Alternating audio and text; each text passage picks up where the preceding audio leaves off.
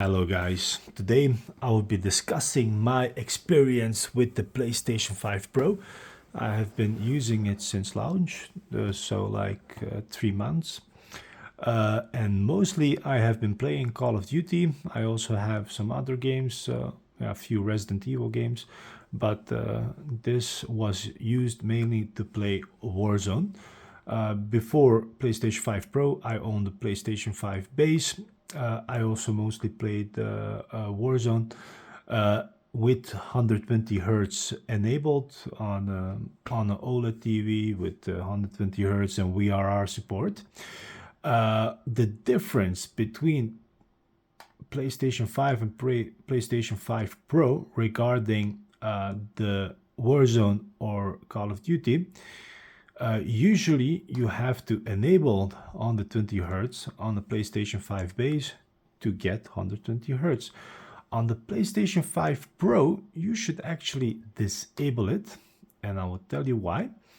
When you disable the 120 hertz, you actually get unlocked frame rate. So when the PlayStation 5 base version was locked at 60, the PlayStation 5 version is actually unlocked. It has more frames, and I will show you. As you can see, it's still running at 120 hertz. I will boot up the game to show you that also in game it runs pretty smooth. It doesn't run as smooth as when you enable 120 hertz, but it's still very smooth. I didn't notice any different. It didn't lag at all.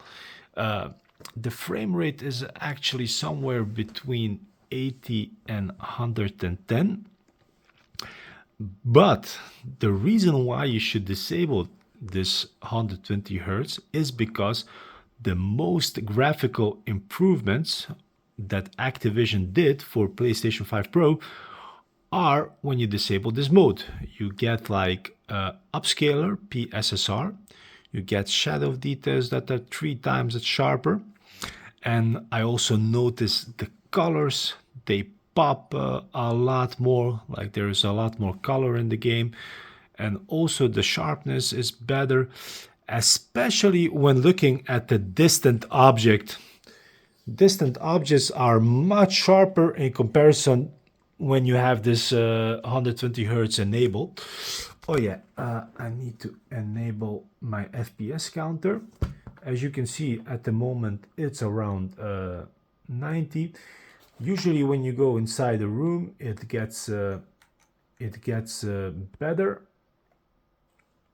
It gets around 110, but if you have VRR television enabled, then you should have no problem with this mode, and the graphics are just so much better.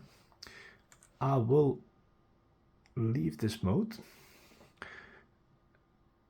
and I will enable the 120 hertz mode to show you the difference. Let's boot it up. I will show you some other things while we are waiting. The settings that I'm using at the graphics options. Video output. Basically, you should leave everything on auto. So the VRR and 120 hertz need to be on auto for this to work. Yeah, the rest is also on auto. One other thing, you should disable enhance image quality for PS4 games. This one actually adds 15 millisecond latency. I found a YouTuber that tested this, and yeah, he has special devices for testing this, which I don't have, so I cannot confirm 100%, but you should definitely disable this. This option doesn't just give latency to PS4 games, but also for PS5 games.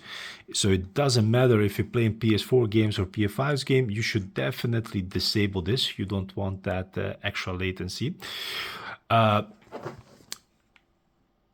When you enable 120 hertz mode, it's basically locked 120. It's super stable. If the refresh rate is really important to you, then you should definitely use this mode. But the graphics are just much worse.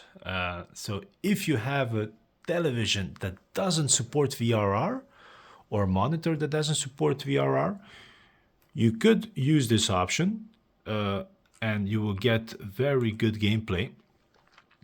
But if your TV supports VRR, you should just disable 120 Hz because the picture quality is just so much better.